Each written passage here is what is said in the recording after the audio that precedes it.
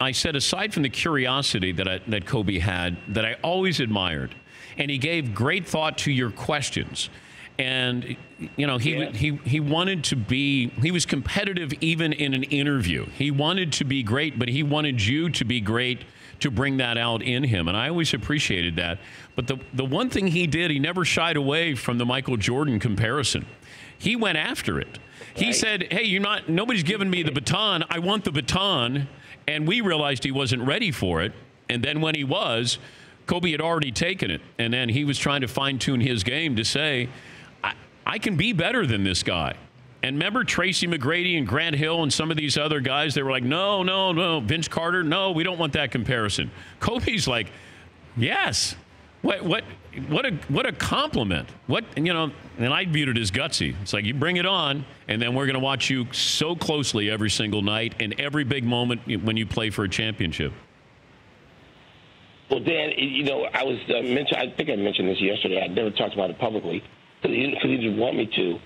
But after, some huge games and playoff games, and maybe some regular season ones too, and I was standing outside the locker room, as members of the media do before we go in and talk to people.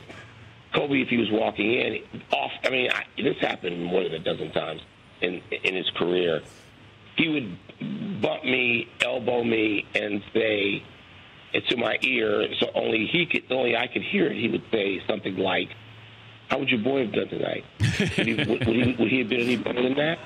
What would your boy have done?" And he, of course, Kobe knew that I had covered Michael, and it was nothing but, it was so beyond good-natured. It was adoring. And he thought he was going to get ripped for us, because I said to him, let me talk about this publicly. And he goes, no, don't do that. I'm going to get ripped. And I'm like, no, you're not. And who cares? You don't care. He goes, no, I do, because people are going to take it the wrong way. And he's probably right. But, yes, that was a sign of exactly what you're talking about. He loved it, and it was the ultimate way for him to compliment. You talk about he wanted to be great. He got on me and he got on Stephen A. about not writing anymore, because Kobe knew us as sports writers.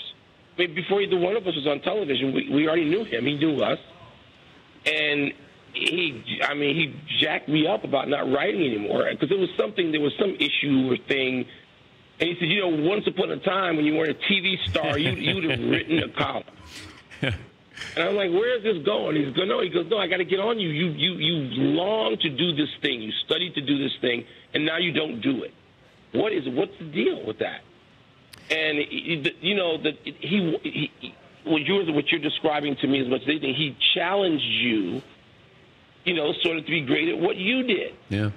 And it was so refreshing. And I never got the feeling that it was like, people get offended by a lot of stuff, Dan. They get offended by anything easily. I was never offended. Somebody said to me the other day, well, he could be off-putting. And I'm like, okay, I guess. But that didn't put me off. I just thought it was engaging. And so, yeah, I can tell you and I felt similarly, if not identically, about those things. I'm talking to Michael Wilbon. Yeah, the other thing is Jordan didn't have anybody to conquer after a while. Kobe always had Michael there, not physically, but even larger, the myth of, or the legend. And then LeBron came in, but Kobe was still focused on Michael. And, you had other guys retire, and then he's still chasing Michael. And I think he chased him till the very end. He probably wanted to know what Jordan scored in his final game. And he probably knew what he scored when you think about it, right? He knew, he knew the numbers, because sometimes, if I wrote something, and particularly if I wrote something, and he could have it in front of him, or somebody sent it, or people had clips. Dan, you remember the old days, and Kobe was, he's 41, there's nothing old about him, but remember when the PR people used to give the clips, and they'd be at their locker, and they'd have stuff to guys who were interested? Yeah. I remember that, and Kobe was probably the last of those guys. But he would see something, and he would know, if he asked you, he was going to get on you, he was going to come back at you about a stat or a trend or something that he had done.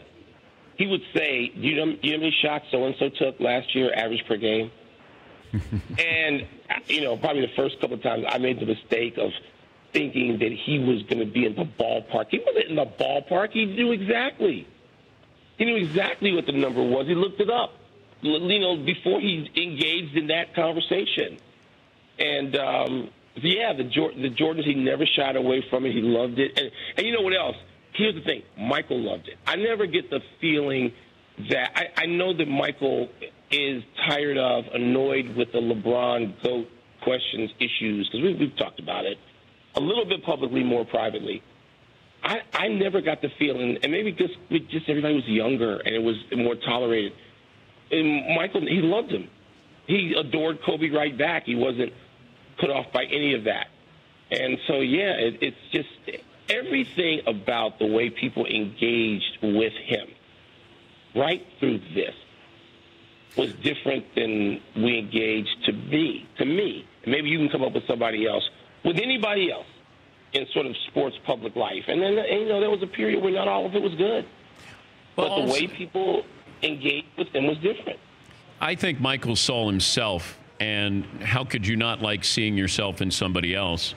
He liked that he was just fearless. Michael doesn't see himself in LeBron. He saw himself in Kobe. Oh, no question. For more Dan Patrick Show, tune into Audience Channel 239 on DirecTV. Stream for free on BR Live or download the Dan Patrick Show app.